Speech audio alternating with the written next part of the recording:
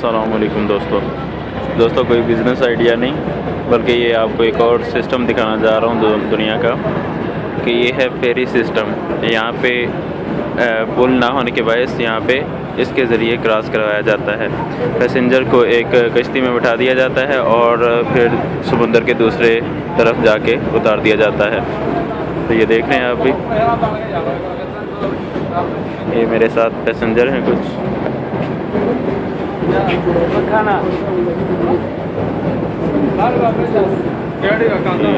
देखिए आप भी कि दुनिया में क्या कुछ चल रहा है।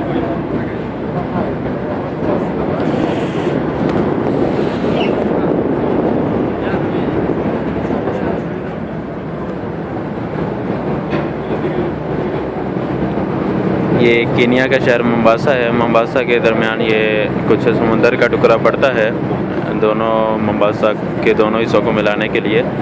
तो ये उसके लिए ये फेरी सिस्टम है।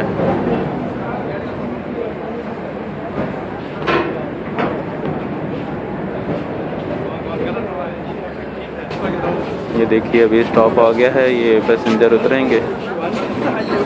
देखें कितना हजूम है यहाँ पे।